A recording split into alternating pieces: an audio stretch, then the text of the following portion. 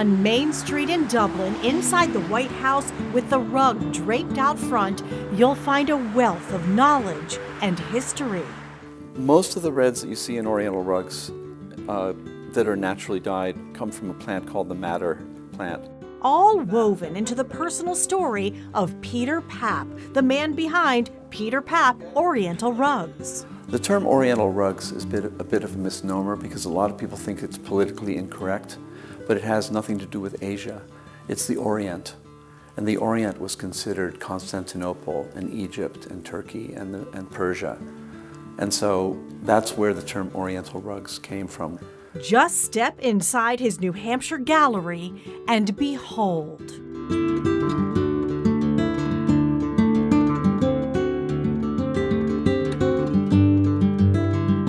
I really wanted like the ultimate rug gallery in the country, and I created it.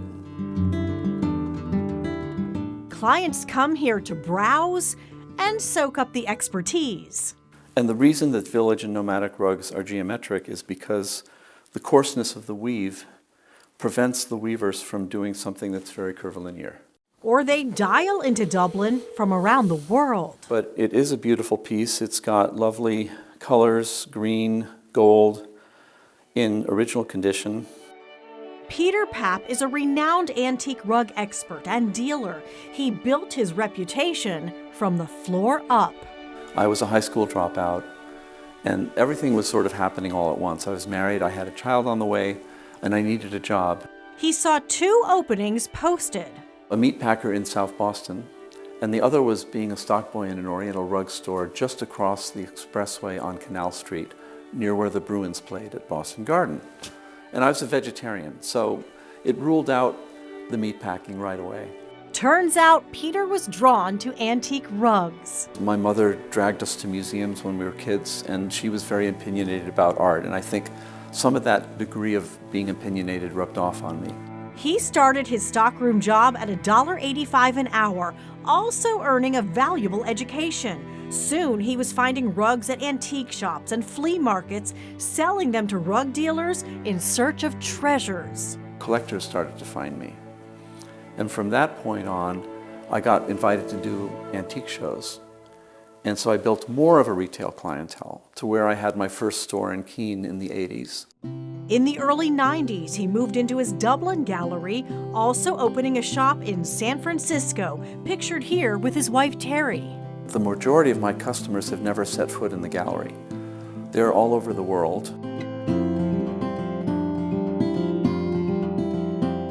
They sift through Peter's extensive collection online, a $6,500 pictorial rug from Persia to a $52,000 tapestry, or this $225,000 gem.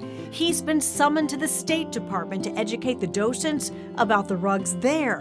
And he's an auction aficionado, once bidding $29 million on behalf of a client, setting a world record. Peter was then outbid. The royal family of Qatar, who was buying it for the museum. You bid $29 million at auction for a rug. Yeah, not my money, but it was my doing. That must have felt really cool. It was pretty amazing, yeah. Made in the holy city of Qum. He relishes any opportunity to unroll the stories told on every tapestry and rug, specializing in rugs made in the second half of the 19th century by women sitting at a loom, the masterpieces exported to the West. I can tell very quickly what country it was made in, what quarter century it was made in, whether the dyes are natural or synthetic. There's a lot of charm that comes from the women that were making this rug. There were 3 women sitting side by side at a loom. This is the beginning of a bird, but there wasn't enough room for the head. And there's another one over here. But then she did 2 more birds, whereas she just did these little motifs. And so it becomes almost like a conversation back and forth. You can see the flowers are slightly off there. Wow. Soon, you start to read the rugs and feel the wool. Smooth this way and rough this way. Oh, yeah. So it has a grain. and become more and more impressed. Wow. which is the most exciting find of my career.